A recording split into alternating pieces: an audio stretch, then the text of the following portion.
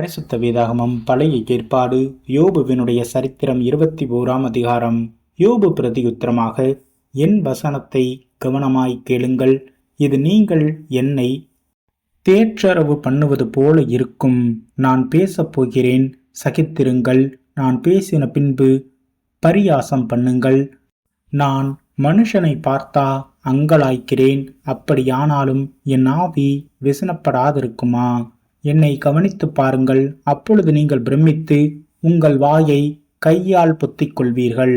இதை நான் நினைக்கையில் கலங்குகிறேன், நடுக்கம் என் மாம்சத்தை பிடிக்கும். துன்மார்க்கர் ஜீவித்து விருத்தராகி வல்லவராவானேன். அவர்களோடும் கூட அவர்கள் சந்ததியார் அவர்களுக்கு முன்பாகவும் அவர்கள் பிள்ளைகள் அவர்கள் கண்களுக்கு முன்பாகவும் திடப்படுகிறார்கள். அவர்கள் வீடுகள் பயமில்லாமல் பத்திரப்பட்டு இருக்கும். தேவனுடைய மிலாறு அவர்கள் மேல் வருகிறது இல்லை. அவர்களுடைய எருது பொழிந்தால் வீணாய் போகாது. அவர்களுடைய பசு சினை அழியாமல் ஈனுகிறது. அவர்கள் தங்கள் குழந்தைகளை ஒரு மந்தையைப் போல வெளியே போக விடுகிறார்கள். அவர்கள் பிள்ளைகள் குதித்து விளையாடுகிறார்கள். அவர்கள் தம்புரையும் சுரமண்டலத்தையும் எடுத்து பாடி கிண்ணறத்தின் ஓசைக்கு சந்தோஷப்படுகிறார்கள். அவர்கள் செல்வவான்களாய் தங்கள் நாட்களை போக்கி ஒரு உஷ்ண பொழுதிலே பாதாளத்தில் இறங்குகிறார்கள். அவர்கள் தேவனை நோக்கி, எங்களை விட்டு விலகியிரும், உம்முடைய வழிகளை அறிய விரும்பும். சர்வ வல்லவரை நாம் சேவிக்க அவர் யார்? அவரை நோக்கி ஜெபம் பண்ணுவதினால் நமக்கு பிரயோஜனம் என்ன என்கிறார்கள். ஆனாலும் அவர்கள் வாழ்வு அவர்கள் கையில் இராது. துன்மார்க்கரின் ஆலோசனை எனக்கு தூரமாய் இருப்பதாக. எத்தனை சடுதியில் துன்மார்க்கரின் விளக்கு அணைந்து போம். அவர் தமது கோபத்தினால் வேதனைகளை பகிர்ந்து கொடுக்கையில் அவர்கள் ஆபத்து அவர்கள் மேல் வரும். அவர்கள் காற்று முகத்தில் இருக்கிற துரும்பை போலவும் பெருங்காற்று பறக்கடிக்கிற பதரை போலவும் இருக்கிறார்கள். தேவன் அவனுடைய அக்கிரமத்தை அவன் பிள்ளைகளுக்கு வைத்து வைக்கிறார். அவன் உணரத்தக்க விதமாய் அதை அவனுக்கு பழிக்க பண்ணுகிறார்.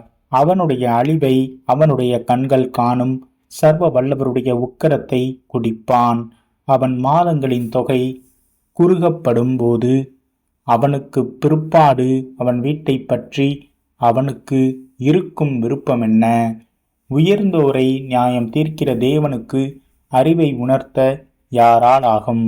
ஒருவன் நிர்வாகத்தோடும் சுகத்தோடும் வாழ்ந்து குறையற்ற பலனுள்ளவனாய் சாகிறான். அவனுடைய பால் பாத்திரங்கள் பாலால் நிரம்பி இருக்கிறது. அவன் எலும்புகளில் ஊன் புஷ்டியாய் இருக்கிறது. வேறொருவன் ஒரு நாளாவது சந்தோஷத்தோடே சாப்பிடாமல் மனக்லேசத்தோடே சாகிறான். இருவரும் சமமாய் மண்ணிலே படுத்துக் கொள்கிறார்கள். புழுக்கள் அவர்களை மூடும். இதோ, நான் உங்கள் நினைவுகளையும் நீங்கள் என்னை பற்றி அநியாயமாய் கொண்டிருக்கும் ஆலோசனைகளையும் அறிவேன். பிரபுவினுடைய வீடு எங்கே, துர்மார்க்கருடைய கூடாரம் எங்கே என்று சொல்லுகிறீர்கள். வழி நடந்து போகிறவர்களை நீங்கள் கேட்கவில்லையா? அவர்கள் சொல்லும் குறிப்புகளை நீங்கள் அறியவில்லையா? துன்மார்க்கன் ஆபத்து நாளுக்கென்று வைக்கப்படுகிறான். அவன் கோபாக்கினையின் நாளுக்கென்று கொண்டு வரப்படுகிறான்.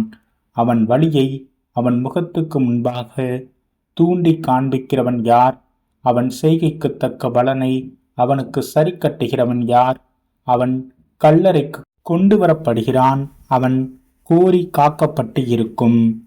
பள்ளத்தாக்கின் புல்பத்தைகள் அவனுக்கு இன்பமாயிருக்கும்.